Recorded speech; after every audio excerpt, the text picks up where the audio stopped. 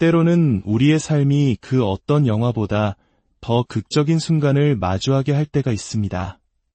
오늘 우리가 함께 나눌 이야기는 한 여성이 자신의 모든 것을 걸고 지켜낸 아들과 가족, 그리고 배신과 정의에 대한 깊은 성찰을 담고 있습니다.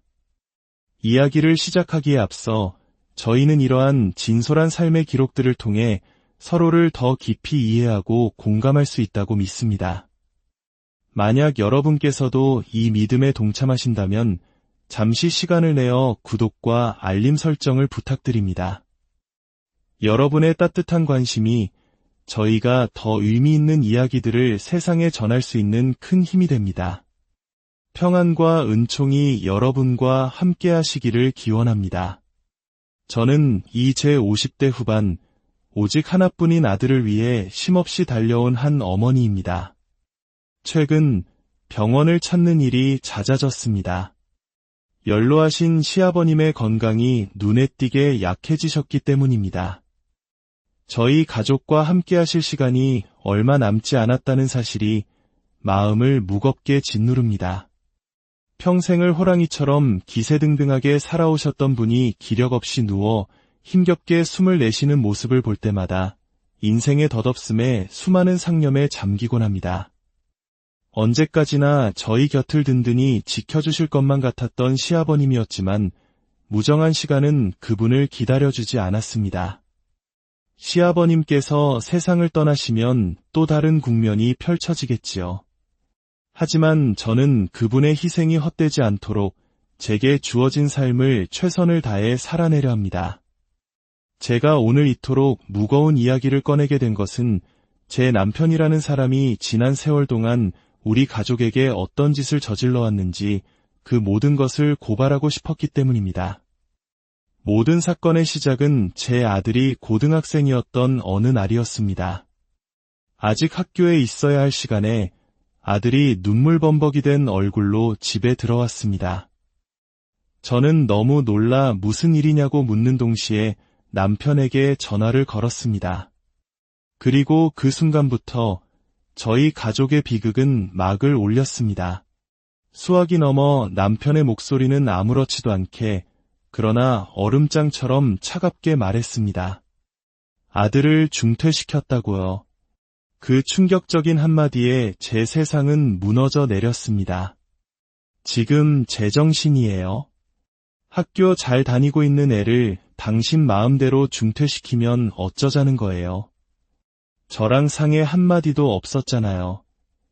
내 아들 일인데 내가 왜 당신 허락까지 받아야 합니까? 무슨 문제라도 있소? 다 생각이 있어서 내린 결정이니 더는 아무 말도 하지 마시오. 남편은 냉소적인 목소리로 말을 이었습니다. 저놈은 머리가 너무 좋아서 그게 문제야. 나중에는 제 애비인 나까지 잡아먹으려고 들 놈이라고. 어릴 때부터 싹을 잘라놔야지. 안 그러면 내가 잡아먹히게 생겼어. 이번에도 전교 1등을 했다지? 머리 좀 컸다고 벌써부터 애비한테 대들 생각을 해? 감히 누굴 보고 우리 회사를 이어받겠다는 말이 나와? 나는 그럴 생각 눈꼽만큼도 없어.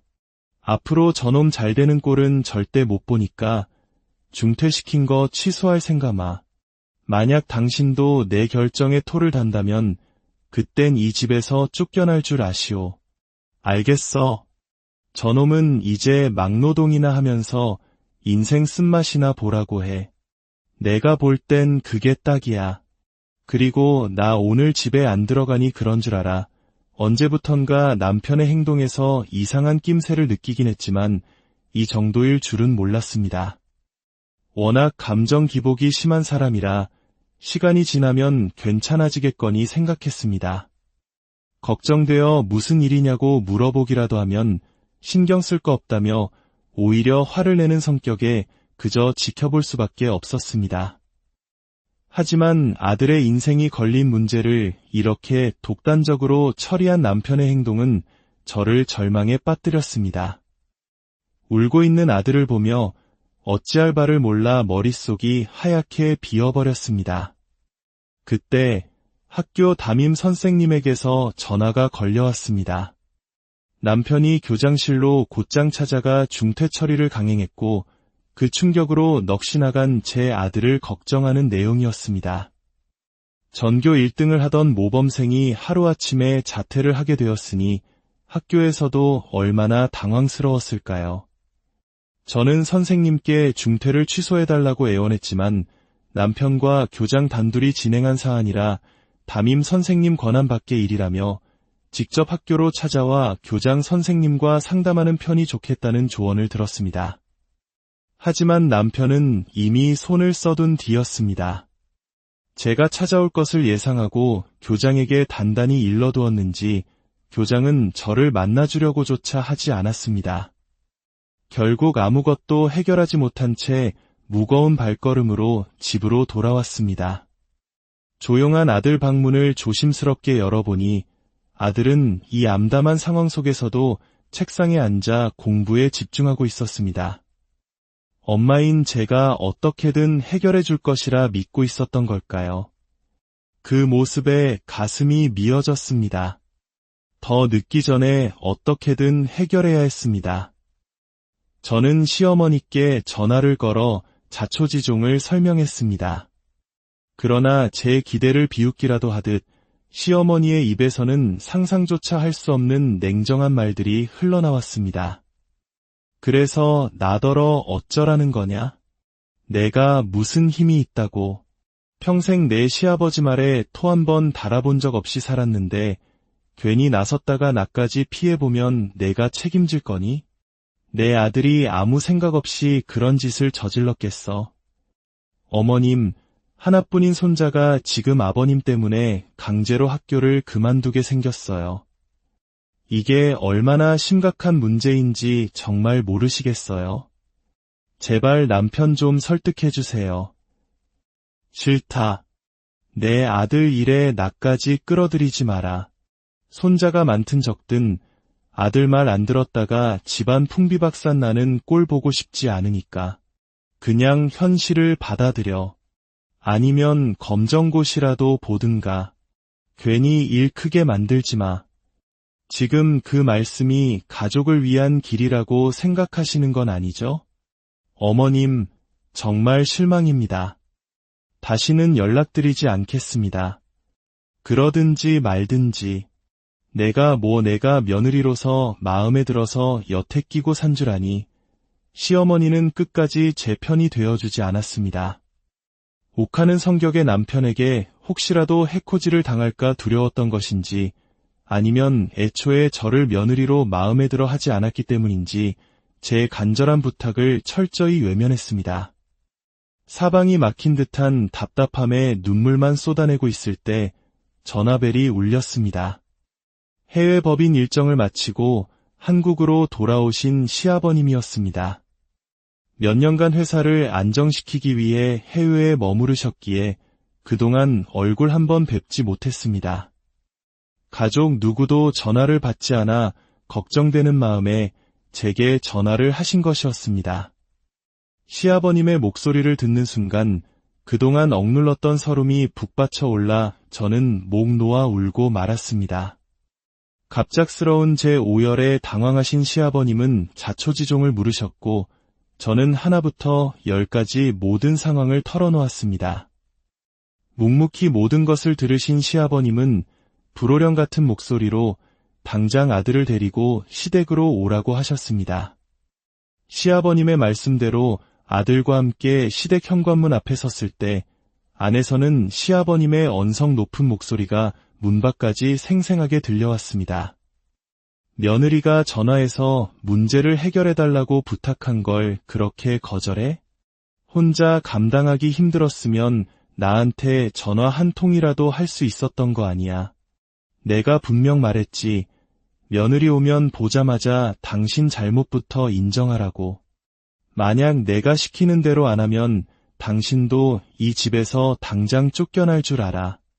여태껏 손가락 하나 까딱 안 하고 풍족하게 살게 해줬더니 이 정도 일도 해결 못해서 며느리 눈에 눈물을 흘리게 만들어? 당신은 내 인생에 조금도 도움이 안 돼. 시어머니는 어쩔 수 없는 선택이었다며 용서를 구하고 있었지만 시아버님은 어른으로서 아랫사람에게 본이 되지 못한 행동을 용서하지 않으셨습니다. 바로 그 순간 엘리베이터 문이 열리며 남편이 나타났습니다. 현관문 앞에 서 있는 저와 아들을 본 남편은 싸늘한 눈빛으로 저를 노려보더니 저를 밀치고 집으로 들어갔습니다. 저와 아들도 그 뒤를 따랐습니다. 시아버님은 이미 머리끝까지 화가 나신 상태였습니다. 남편의 얼굴을 보자마자 삿대질을 하며 소리치셨습니다. 네 이놈, 지금 학교 잘 다니고 있는 선민이한테 무슨 짓을 저지른 게냐? 한창 학업에 열중해야 할 나이에 뒤에서 밀어줘도 모자랄 판에 내가 애비라는 작자가 앞길을 막아? 그것도 본인 의사와는 상관없이 강제로. 대체 이유가 뭐냐? 내가 뭔데 회사를 인내 만회하면서 내 손자 가슴에 대못을 박아. 뭔가 단단히 착각하고 있는 모양인데 내가 이런 짓을 저지르고도 회사에 온전히 몸담을 수 있을 것 같으냐? 고작 내 아들이라는 이유 하나로 낙하산 탔으면 남들 입에 오르내리지 않게 처신이나 잘할 것이지. 마지막으로 좋게 말할 때 모든 걸 제자리로 돌려놔라. 그렇지 않으면 10원 한 장 물려줄 생각 없으니 생각 잘해야 할 게다. 하지만 남편은 조금도 뉘우치지 않았습니다. 오히려 저놈이 자기를 밟고 올라서려는 싹이 보여 잘라내려 한 것이 뭐가 잘못됐냐며 끝까지 버텼습니다. 결국 시아버님의 재산을 물려받지 못하는 것이 더 큰 손해라고 판단했는지 남편은 마지못해 아들의 중퇴 문제를 해결했습니다. 그날 이후 시아버님과 남편의 관계는 더욱 악화되었지만 시아버님은 그래도 자기 아들이라고 더는 문제 삼지 않으셨습니다. 그저 묵묵히 참고 계시다는 것을 느낄 수 있었습니다. 아들의 학교 문제는 그렇게 일단락되는 듯했습니다. 하지만 그것은 거대한 비극의 서막에 불과했습니다. 제 눈앞에 상상조차 할 수 없었던 또 다른 충격적인 일들이 펼쳐지기 시작했습니다. 어느 날 오랜만에 아들과 단둘이 외식을 하기 위해 시내로 나섰습니다. 즐겁게 대화를 나누며 걷던 아들이 갑자기 걸음을 멈추고 한 곳을 뚫어지게 쳐다보았습니다. 아들의 시선이 향한 곳을 따라 고개를 돌린 순간 저는 제 눈을 의심했습니다. 남편이었습니다. 행복이 가득한 얼굴로 양손에는 제 아들 또래로 보이는 여자아이들의 손을 잡고 있었습니다. 아이들은 조금의 어색함도 없이 남편을 아빠라고 부르고 있었습니다. 충격적인 장면에 이끌려 그들의 뒤를 쫓았습니다. 남편은 한식당으로 들어가 어떤 여자와 아이들과 함께 자리에 앉았습니다.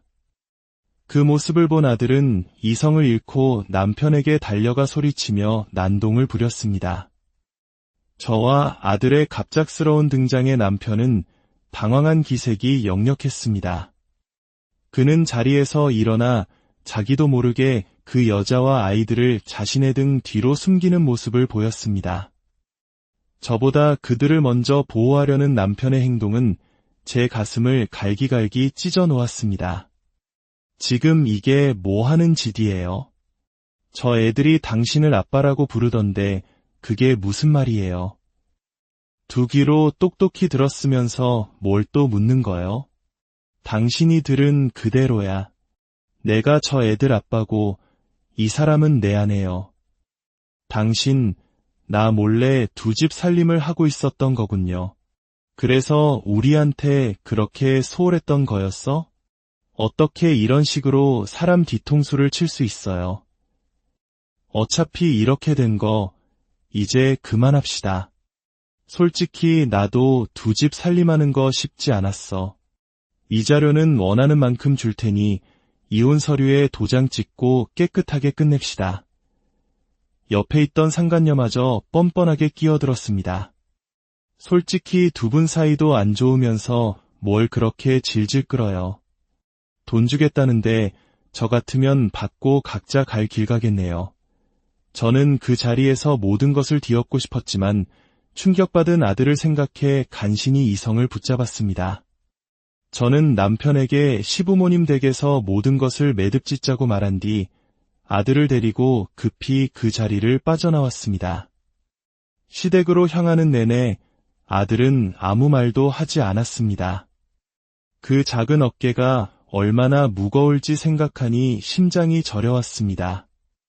연락도 없이 찾아온 저와 아들의 넋나간 표정에 시부모님은 크게 놀라셨습니다. 저는 떨리는 목소리로 조금 전 목격한 모든 사실을 털어놓았습니다. 이야기를 듣는 내내 시아버님의 얼굴은 굳어갔고 시어머니는 그런 시아버님의 눈치만 살피고 있었습니다. 평생 가정에 충실하셨던 시아버님께 아들의 외도는 상상조차 할 수 없는 큰 죄악이었습니다. 그때 시어머니가 제게 다가와 믿을 수 없는 말을 했습니다. 내가 눈치도 없고 하는 짓들이 마음에 안 드니까 내 아들이 다른 여자랑 두 집 살림을 한 거다. 내조도 잘하고 여우같이 굴어야 남자가 밖으로 안 나도는 법인데 너는 기가 너무 세서 문제야.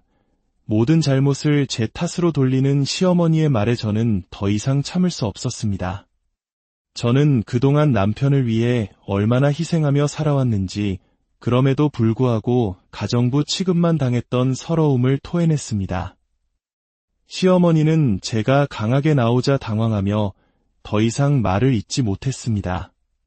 그때 방에 들어가셨던 시아버님께서 아들과 함께 나오셨습니다. 아들의 얼굴에는 이전과는 다른 무언가 단단한 결심이 서려 있었습니다.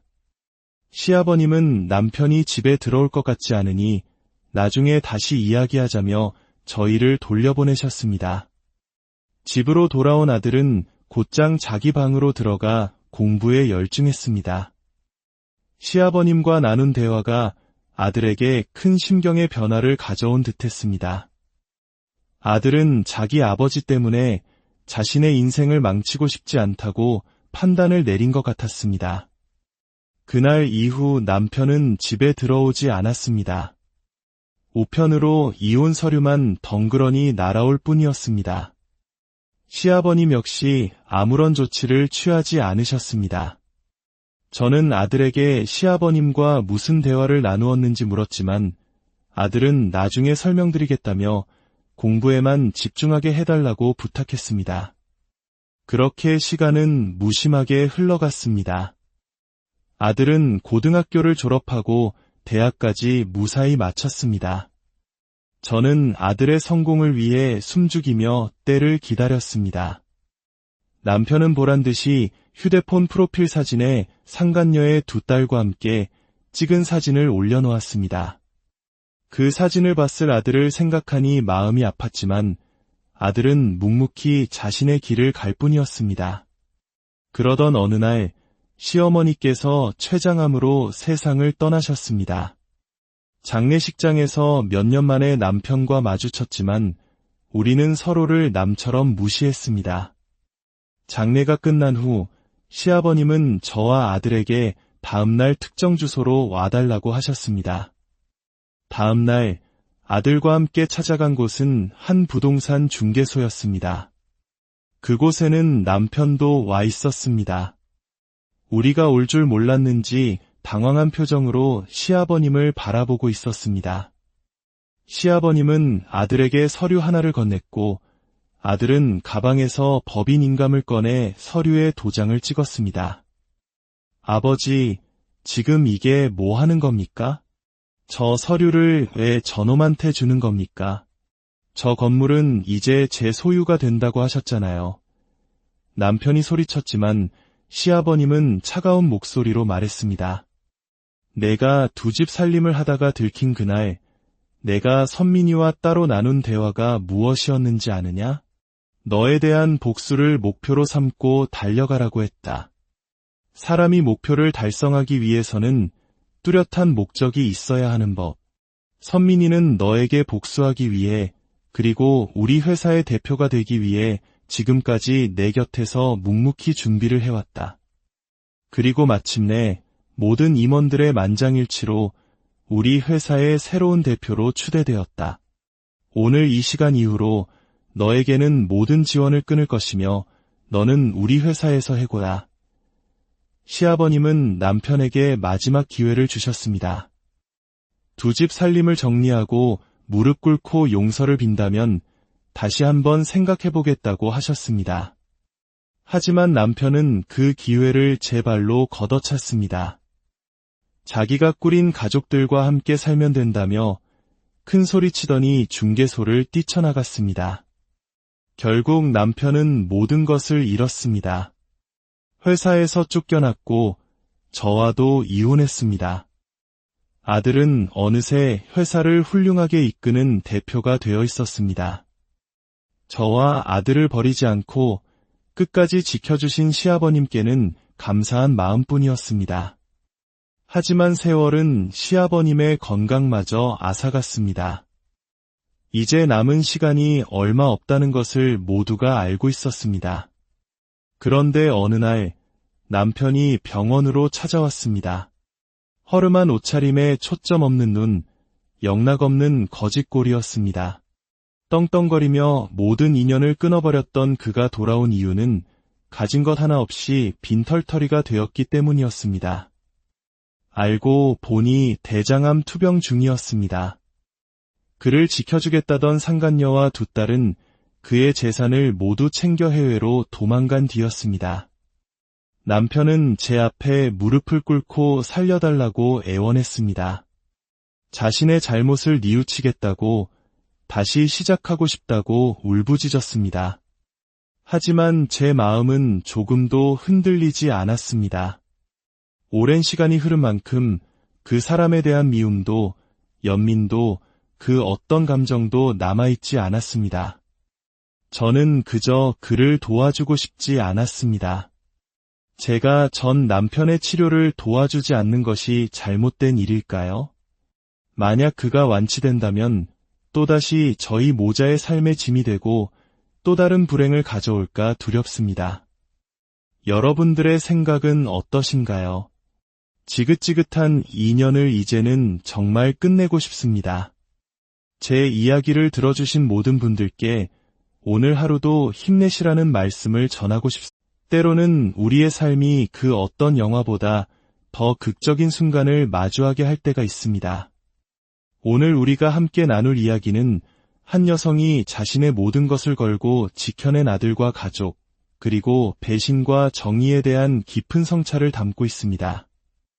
이야기를 시작하기에 앞서 저희는 이러한 진솔한 삶의 기록들을 통해 서로를 더 깊이 이해하고 공감할 수 있다고 믿습니다.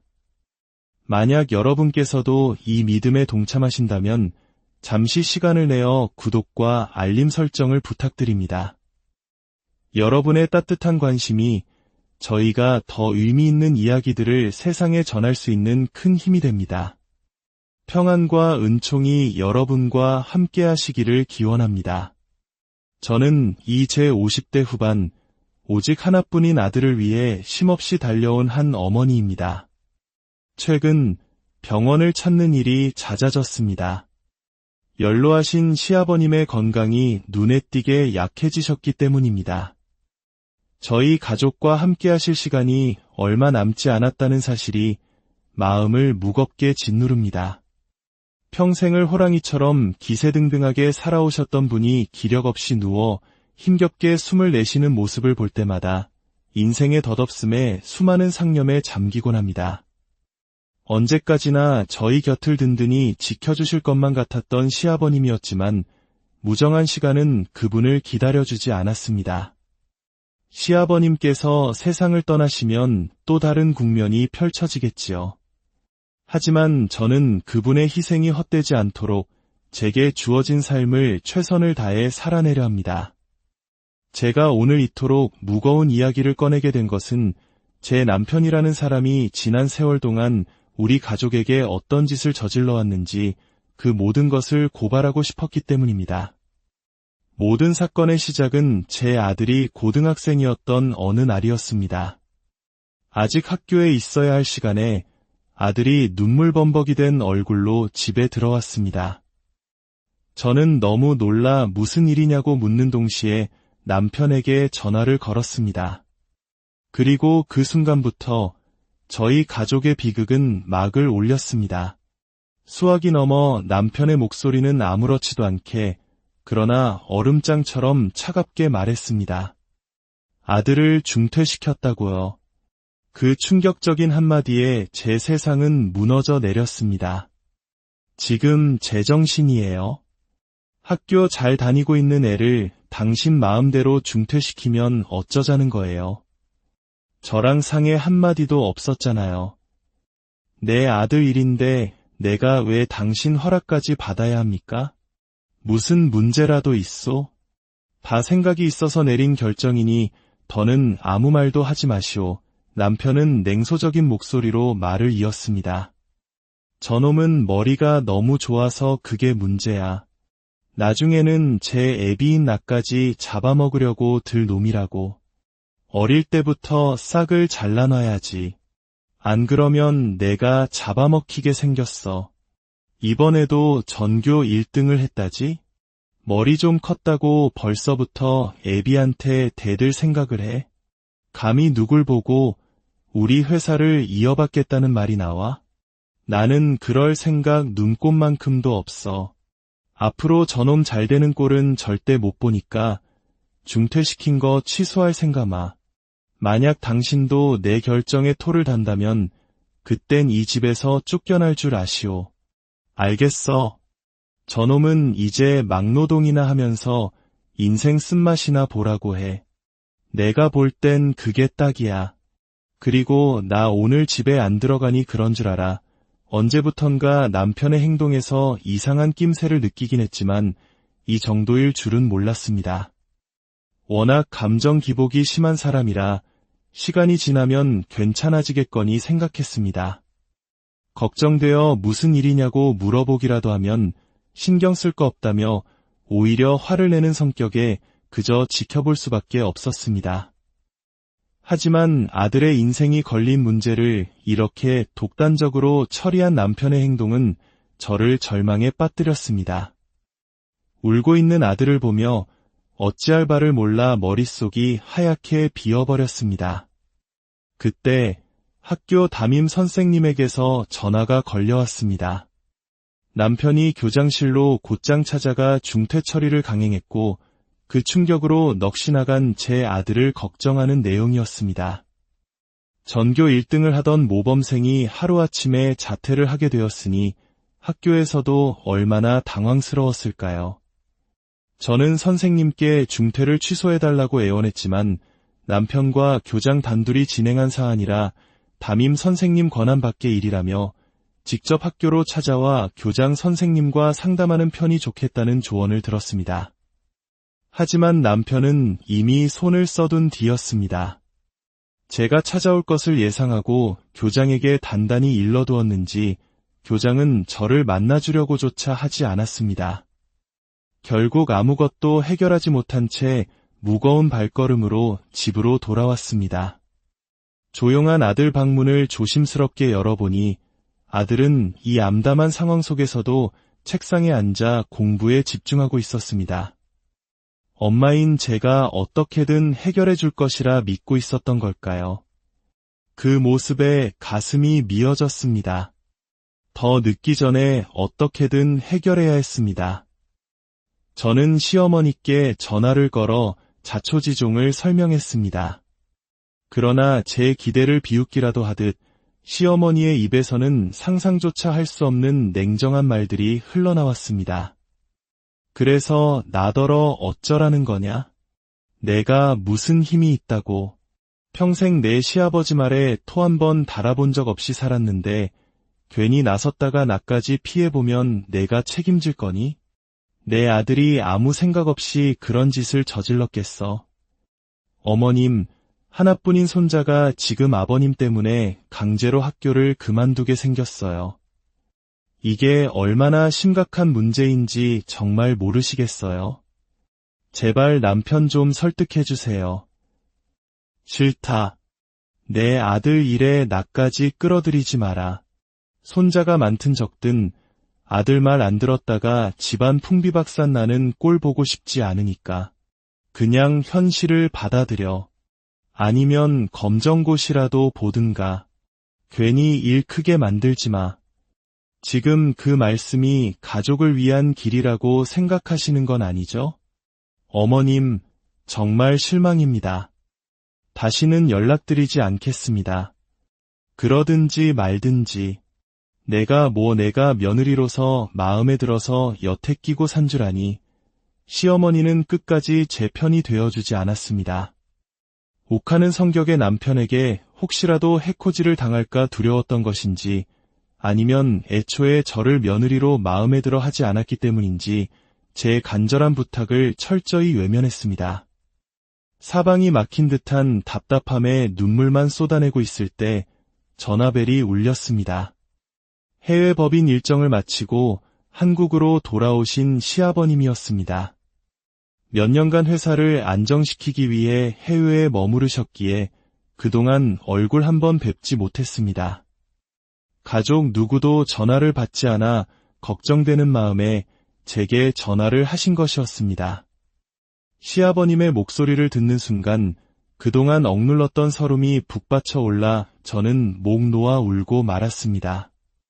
갑작스러운 제 오열에 당황하신 시아버님은 자초지종을 물으셨고 저는 하나부터 10까지 모든 상황을 털어놓았습니다. 묵묵히 모든 것을 들으신 시아버님은 불호령 같은 목소리로 당장 아들을 데리고 시댁으로 오라고 하셨습니다. 시아버님의 말씀대로 아들과 함께 시댁 현관문 앞에 섰을 때 안에서는 시아버님의 언성 높은 목소리가 문 밖까지 생생하게 들려왔습니다. 며느리가 전화해서 문제를 해결해달라고 부탁한 걸 그렇게 거절해? 혼자 감당하기 힘들었으면 나한테 전화 한 통이라도 할 수 있었던 거 아니야. 내가 분명 말했지. 며느리 오면 보자마자 당신 잘못부터 인정하라고. 만약 내가 시키는 대로 안 하면 당신도 이 집에서 당장 쫓겨날 줄 알아. 여태껏 손가락 하나 까딱 안 하고 풍족하게 살게 해줬더니 이 정도 일도 해결 못해서 며느리 눈에 눈물을 흘리게 만들어? 당신은 내 인생에 조금도 도움이 안 돼. 시어머니는 어쩔 수 없는 선택이었다며 용서를 구하고 있었지만 시아버님은 어른으로서 아랫사람에게 본이 되지 못한 행동을 용서하지 않으셨습니다. 바로 그 순간 엘리베이터 문이 열리며 남편이 나타났습니다. 현관문 앞에 서 있는 저와 아들을 본 남편은 싸늘한 눈빛으로 저를 노려보더니 저를 밀치고 집으로 들어갔습니다. 저와 아들도 그 뒤를 따랐습니다. 시아버님은 이미 머리끝까지 화가 나신 상태였습니다. 남편의 얼굴을 보자마자 삿대질을 하며 소리치셨습니다. 네 이놈, 지금 학교 잘 다니고 있는 선민이한테 무슨 짓을 저지른 게냐? 한창 학업에 열중해야 할 나이에 뒤에서 밀어줘도 모자랄 판에 내가 애비라는 작자가 앞길을 막아? 그것도 본인 의사와는 상관없이 강제로. 대체 이유가 뭐냐? 내가 뭔데 회사를 인내 만회하면서 내 손자 가슴에 대못을 박아. 뭔가 단단히 착각하고 있는 모양인데 내가 이런 짓을 저지르고도 회사에 온전히 몸담을 수 있을 것 같으냐? 고작 내 아들이라는 이유 하나로 낙하산 탔으면 남들 입에 오르내리지 않게 처신이나 잘할 것이지. 마지막으로 좋게 말할 때 모든 걸 제자리로 돌려놔라. 그렇지 않으면 10원 한 장 물려줄 생각 없으니 생각 잘해야 할 게다. 하지만 남편은 조금도 뉘우치지 않았습니다. 오히려 저놈이 자기를 밟고 올라서려는 싹이 보여 잘라내려 한 것이 뭐가 잘못됐냐며 끝까지 버텼습니다. 결국 시아버님의 재산을 물려받지 못하는 것이 더 큰 손해라고 판단했는지 남편은 마지못해 아들의 중퇴 문제를 해결했습니다. 그날 이후 시아버님과 남편의 관계는 더욱 악화되었지만 시아버님은 그래도 자기 아들이라고 더는 문제 삼지 않으셨습니다.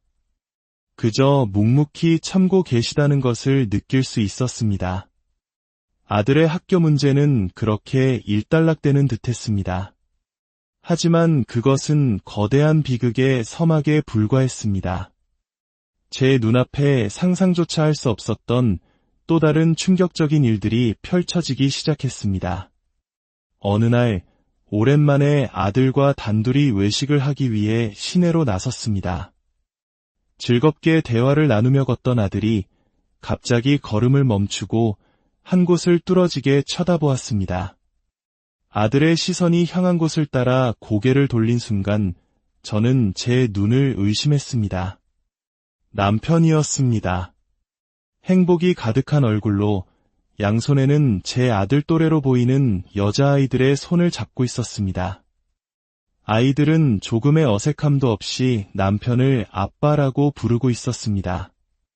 충격적인 장면에 이끌려 그들의 뒤를 쫓았습니다.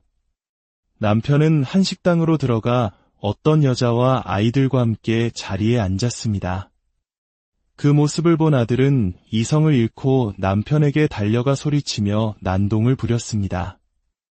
저와 아들의 갑작스러운 등장에 남편은 당황한 기색이 역력했습니다. 그는 자리에서 일어나 자기도 모르게 그 여자와 아이들을 자신의 등 뒤로 숨기는 모습을 보였습니다. 저보다 그들을 먼저 보호하려는 남편의 행동은 제 가슴을 갈기갈기 찢어 놓았습니다. 지금 이게 뭐 하는 짓이에요? 저 애들이 당신을 아빠라고 부르던데 그게 무슨 말이에요? 두 귀로 똑똑히 들었으면서 뭘 또 묻는 거요? 당신이 들은 그대로야. 내가 저 애들 아빠고 이 사람은 내 아내요. 당신, 나 몰래 두 집 살림을 하고 있었던 거군요. 그래서 우리한테 그렇게 소홀했던 거였어? 어떻게 이런 식으로 사람 뒤통수를 칠 수 있어요? 어차피 이렇게 된 거 이제 그만합시다. 솔직히 나도 두 집 살림하는 거 쉽지 않았어. 이 자료는 원하는 만큼 줄 테니 이혼 서류에 도장 찍고 깨끗하게 끝냅시다. 옆에 있던 상간녀마저 뻔뻔하게 끼어들었습니다. 솔직히 두 분 사이도 안 좋으면서 뭘 그렇게 질질 끌어요. 돈 주겠다는데 저 같으면 받고 각자 갈 길 가겠네요. 저는 그 자리에서 모든 것을 뒤엎고 싶었지만 충격받은 아들을 생각해 간신히 이성을 붙잡았습니다. 저는 남편에게 시부모님 댁에서 모든 것을 매듭짓자고 말한 뒤 아들을 데리고 급히 그 자리를 빠져나왔습니다. 시댁으로 향하는 내내 아들은 아무 말도 하지 않았습니다. 그 작은 어깨가 얼마나 무거울지 생각하니 심장이 저려왔습니다. 연락도 없이 찾아온 저와 아들의 넋나간 표정에 시부모님은 크게 놀라셨습니다. 저는 떨리는 목소리로 조금 전 목격한 모든 사실을 털어놓았습니다. 이야기를 듣는 내내 시아버님의 얼굴은 굳어갔고 시어머니는 그런 시아버님의 눈치만 살피고 있었습니다. 평생 가정에 충실하셨던 시아버님께 아들의 외도는 상상조차 할 수 없는 큰 죄악이었습니다. 그때 시어머니가 제게 다가와 믿을 수 없는 말을 했습니다. 내가 눈치도 없고 하는 짓들이 마음에 안 드니까 내 아들이 다른 여자랑 두 집 살림을 한 거다. 내조도 잘하고 여우같이 굴어야 남자가 밖으로 안 나도는 법인데 너는 기가 너무 세서 문제야. 모든 잘못을 제 탓으로 돌리는 시어머니의 말에 저는 더 이상 참을 수 없었습니다. 저는 그동안 남편을 위해 얼마나 희생하며 살아왔는지 그럼에도 불구하고 가정부 취급만 당했던 서러움을 토해냈습니다. 시어머니는 제가 강하게 나오자 당황하며 더 이상 말을 잇지 못했습니다. 그때 방에 들어가셨던 시아버님께서 아들과 함께 나오셨습니다. 아들의 얼굴에는 이전과는 다른 무언가 단단한 결심이 서려 있었습니다. 시아버님은 남편이 집에 들어올 것 같지 않으니 나중에 다시 이야기하자며 저희를 돌려보내셨습니다. 집으로 돌아온 아들은 곧장 자기 방으로 들어가 공부에 열중했습니다. 시아버님과 나눈 대화가 아들에게 큰 심경의 변화를 가져온 듯했습니다. 아들은 자기 아버지 때문에 자신의 인생을 망치고 싶지 않다고 판단을 내린 것 같았습니다. 그날 이후 남편은 집에 들어오지 않았습니다. 우편으로 이혼 서류만 덩그러니 날아올 뿐이었습니다. 시아버님 역시 아무런 조치를 취하지 않으셨습니다. 저는 아들에게 시아버님과 무슨 대화를 나누었는지 물었지만 아들은 나중에 설명드리겠다며 공부에만 집중하게 해달라고 부탁했습니다. 그렇게 시간은 무심하게 흘러갔습니다. 아들은 고등학교를 졸업하고 대학까지 무사히 마쳤습니다. 저는 아들의 성공을 위해 숨죽이며 때를 기다렸습니다.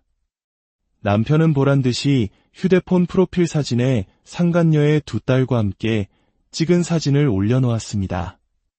그 사진을 봤을 아들을 생각하니 마음이 아팠지만 아들은 묵묵히 자신의 길을 갈 뿐이었습니다.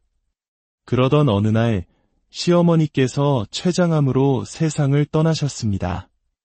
장례식장에서 몇 년 만에 남편과 마주쳤지만 우리는 서로를 남처럼 무시했습니다.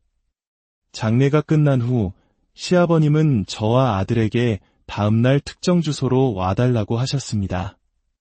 다음날 아들과 함께 찾아간 곳은 한 부동산 중개소였습니다. 그곳에는 남편도 와 있었습니다. 우리가 올 줄 몰랐는지 당황한 표정으로 시아버님을 바라보고 있었습니다. 시아버님은 아들에게 서류 하나를 건넸고 아들은 가방에서 법인 인감을 꺼내 서류에 도장을 찍었습니다. 아버지, 지금 이게 뭐 하는 겁니까? 저 서류를 왜 저놈한테 주는 겁니까? 저 건물은 이제 제 소유가 된다고 하셨잖아요. 남편이 소리쳤지만 시아버님은 차가운 목소리로 말했습니다. 내가 두 집 살림을 하다가 들킨 그날 내가 선민이와 따로 나눈 대화가 무엇이었는지 아느냐? 너에 대한 복수를 목표로 삼고 달려가라고 했다. 사람이 목표를 달성하기 위해서는 뚜렷한 목적이 있어야 하는 법. 선민이는 너에게 복수하기 위해 그리고 우리 회사의 대표가 되기 위해 지금까지 내 곁에서 묵묵히 준비를 해왔다. 그리고 마침내 모든 임원들의 만장일치로 우리 회사의 새로운 대표로 추대되었다. 오늘 이 시간 이후로 너에게는 모든 지원을 끊을 것이며 너는 우리 회사에서 해고다. 시아버님은 남편에게 마지막 기회를 주셨습니다. 두 집 살림을 정리하고 무릎 꿇고 용서를 빈다면 다시 한번 생각해보겠다고 하셨습니다.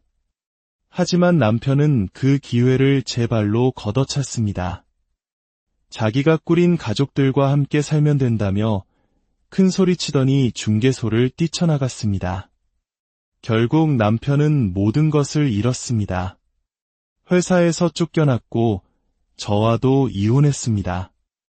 아들은 어느새 회사를 훌륭하게 이끄는 대표가 되어 있었습니다. 저와 아들을 버리지 않고 끝까지 지켜주신 시아버님께는 감사한 마음뿐이었습니다. 하지만 세월은 시아버님의 건강마저 앗아갔습니다. 이제 남은 시간이 얼마 없다는 것을 모두가 알고 있었습니다. 그런데 어느 날 남편이 병원으로 찾아왔습니다. 허름한 옷차림에 초점 없는 눈, 영락없는 거짓골이었습니다. 떵떵거리며 모든 인연을 끊어버렸던 그가 돌아온 이유는 가진 것 하나 없이 빈털터리가 되었기 때문이었습니다. 알고 보니 대장암 투병 중이었습니다. 그를 지켜주겠다던 상간녀와 두 딸은 그의 재산을 모두 챙겨 해외로 도망간 뒤였습니다. 남편은 제 앞에 무릎을 꿇고 살려달라고 애원했습니다. 자신의 잘못을 뉘우치겠다고 다시 시작하고 싶다고 울부짖었습니다. 하지만 제 마음은 조금도 흔들리지 않았습니다. 오랜 시간이 흐른 만큼 그 사람에 대한 미움도 연민도 그 어떤 감정도 남아있지 않았습니다. 저는 그저 그를 도와주고 싶지 않았습니다. 제가 전 남편의 치료를 도와주지 않는 것이 잘못된 일일까요? 만약 그가 완치된다면 또다시 저희 모자의 삶의 짐이 되고 또 다른 불행을 가져올까 두렵습니다. 여러분들의 생각은 어떠신가요? 지긋지긋한 2년을 이제는 정말 끝내고 싶습니다. 제 이야기를 들어주신 모든 분들께 오늘 하루도 힘내시라는 말씀을 전하고 싶습니다. 때로는 우리의 삶이 그 어떤 영화보다 더 극적인 순간을 마주하게 할 때가 있습니다. 오늘 우리가 함께 나눌 이야기는 한 여성이 자신의 모든 것을 걸고 지켜낸 아들과 가족, 그리고 배신과 정의에 대한 깊은 성찰을 담고 있습니다. 이야기를 시작하기에 앞서 저희는 이러한 진솔한 삶의 기록들을 통해 서로를 더 깊이 이해하고 공감할 수 있다고 믿습니다. 만약 여러분께서도 이 믿음에 동참하신다면 잠시 시간을 내어 구독과 알림 설정을 부탁드립니다. 여러분의 따뜻한 관심이 저희가 더 의미 있는 이야기들을 세상에 전할 수 있는 큰 힘이 됩니다. 평안과 은총이 여러분과 함께 하시기를 기원합니다. 저는 이 제 50대 후반, 오직 하나뿐인 아들을 위해 쉼없이 달려온 한 어머니입니다. 최근 병원을 찾는 일이 잦아졌습니다. 연로하신 시아버님의 건강이 눈에 띄게 약해지셨기 때문입니다. 저희 가족과 함께 하실 시간이 얼마 남지 않았다는 사실이 마음을 무겁게 짓누릅니다. 평생을 호랑이처럼 기세등등하게 살아오셨던 분이 기력 없이 누워 힘겹게 숨을 내쉬는 모습을 볼 때마다 인생의 덧없음에 수많은 상념에 잠기곤 합니다. 언제까지나 저희 곁을 든든히 지켜주실 것만 같았던 시아버님이었지만 무정한 시간은 그분을 기다려주지 않았습니다. 시아버님께서 세상을 떠나시면 또 다른 국면이 펼쳐지겠지요. 하지만 저는 그분의 희생이 헛되지 않도록 제게 주어진 삶을 최선을 다해 살아내려 합니다. 제가 오늘 이토록 무거운 이야기를 꺼내게 된 것은 제 남편이라는 사람이 지난 세월 동안 우리 가족에게 어떤 짓을 저질러 왔는지 그 모든 것을 고발하고 싶었기 때문입니다. 모든 사건의 시작은 제 아들이 고등학생이었던 어느 날이었습니다. 아직 학교에 있어야 할 시간에 아들이 눈물범벅이 된 얼굴로 집에 들어왔습니다. 저는 너무 놀라 무슨 일이냐고 묻는 동시에 남편에게 전화를 걸었습니다. 그리고 그 순간부터 저희 가족의 비극은 막을 올렸습니다. 수화기 넘어 남편의 목소리는 아무렇지도 않게 그러나 얼음장처럼 차갑게 말했습니다. 아들을 중퇴시켰다고요. 그 충격적인 한마디에 제 세상은 무너져 내렸습니다.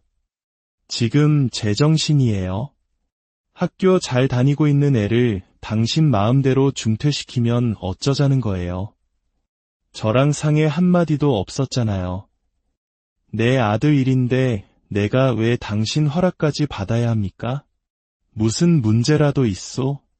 다 생각이 있어서 내린 결정이니 더는 아무 말도 하지 마시오.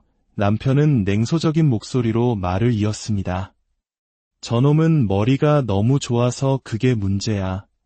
나중에는 제 애비인 나까지 잡아먹으려고 들 놈이라고. 어릴 때부터 싹을 잘라놔야지. 안 그러면 내가 잡아먹히게 생겼어.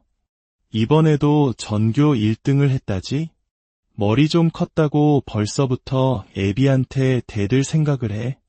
감히 누굴 보고 우리 회사를 이어받겠다는 말이 나와?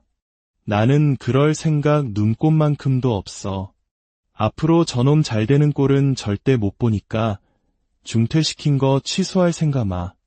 만약 당신도 내 결정에 토를 단다면 그땐 이 집에서 쫓겨날 줄 아시오.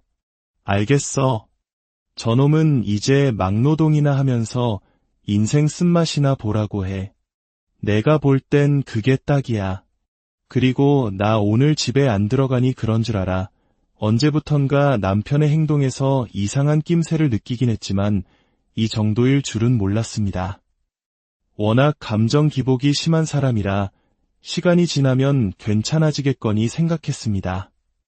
걱정되어 무슨 일이냐고 물어보기라도 하면 신경 쓸 거 없다며 오히려 화를 내는 성격에 그저 지켜볼 수밖에 없었습니다. 하지만 아들의 인생이 걸린 문제를 이렇게 독단적으로 처리한 남편의 행동은 저를 절망에 빠뜨렸습니다.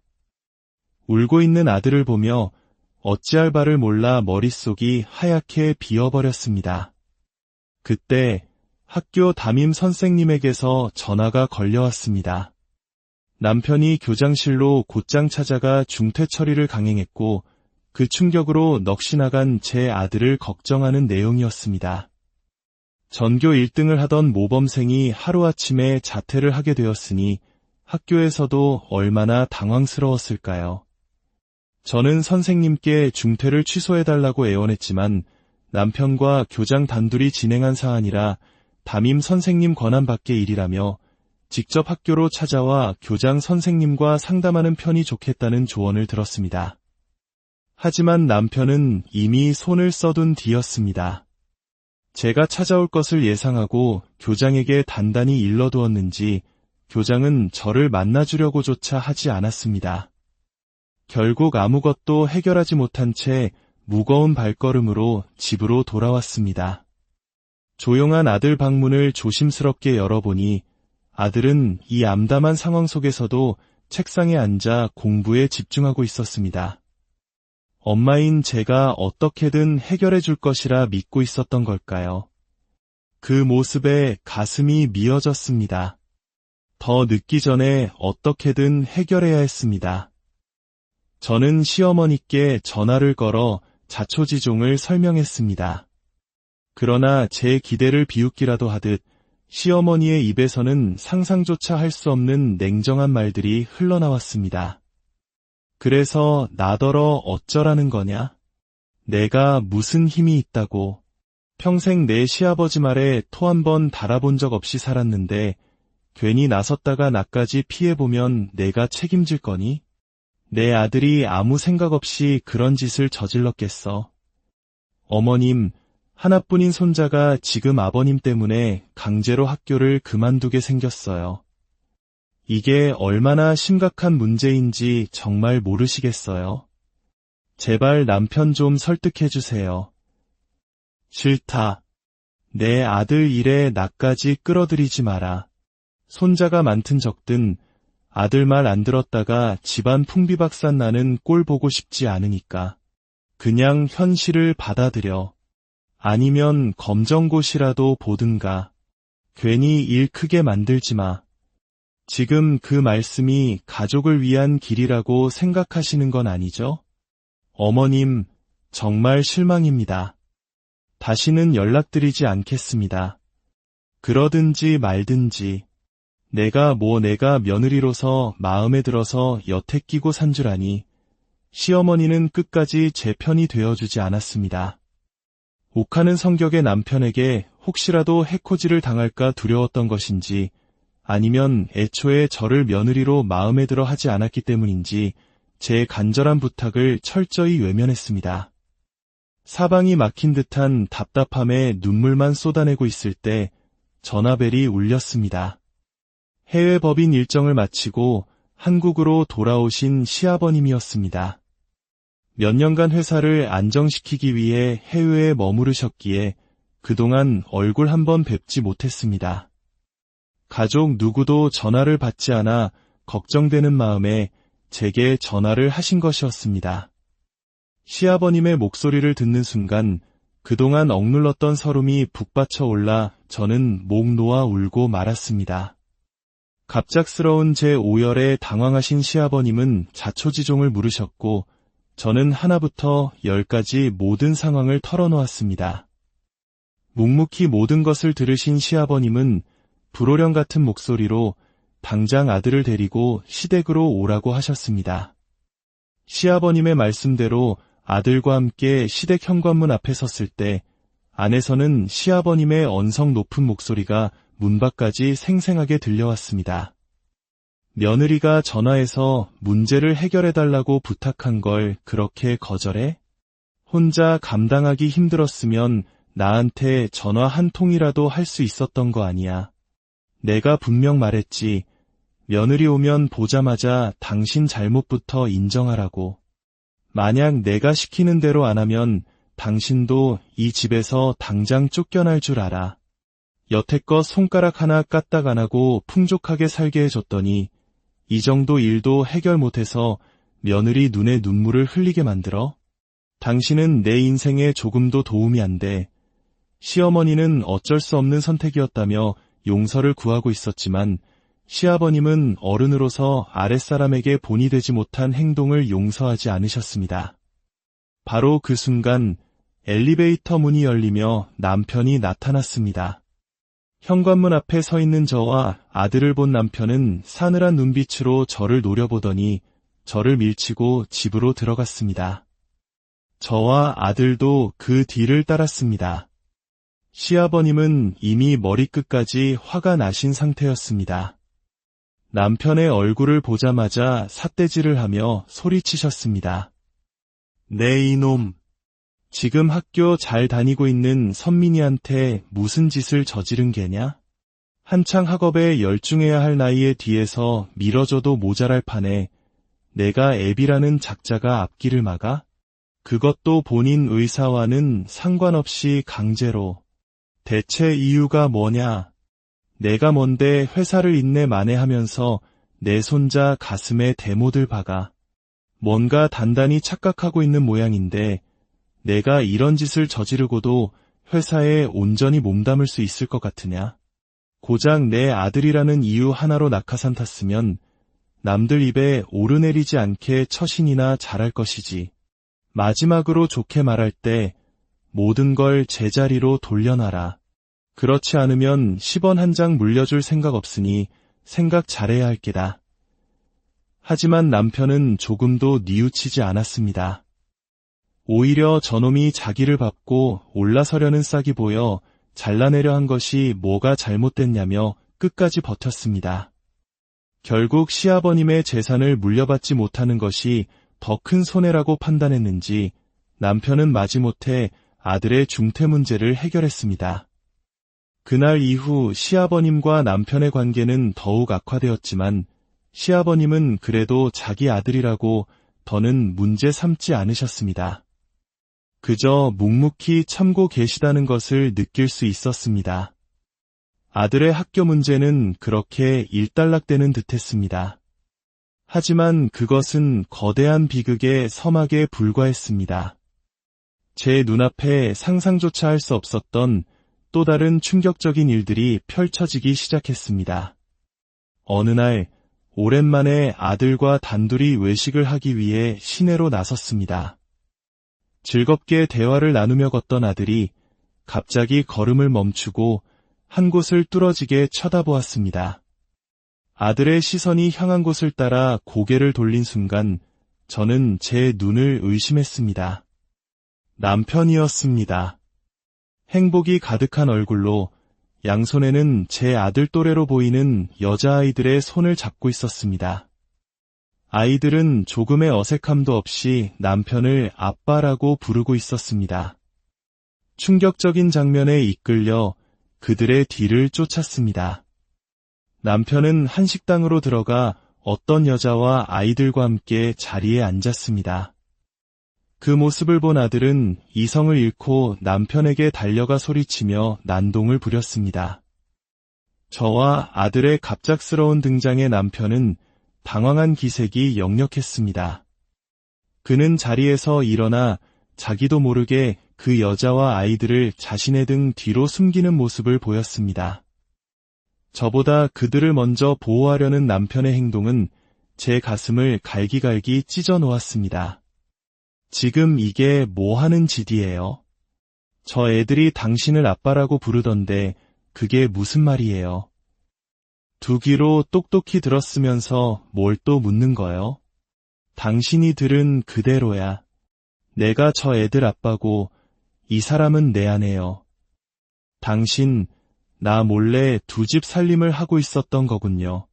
그래서 우리한테 그렇게 소홀했던 거였어? 어떻게 이런 식으로 사람 뒤통수를 칠 수 있어요? 어차피 이렇게 된 거 이제 그만합시다. 솔직히 나도 두 집 살림하는 거 쉽지 않았어. 이자료는 원하는 만큼 줄 테니 이혼 서류에 도장 찍고 깨끗하게 끝냅시다. 옆에 있던 상간녀마저 뻔뻔하게 끼어들었습니다. 솔직히 두 분 사이도 안 좋으면서 뭘 그렇게 질질 끌어요. 돈 주겠다는데 저 같으면 받고 각자 갈 길 가겠네요. 저는 그 자리에서 모든 것을 뒤엎고 싶었지만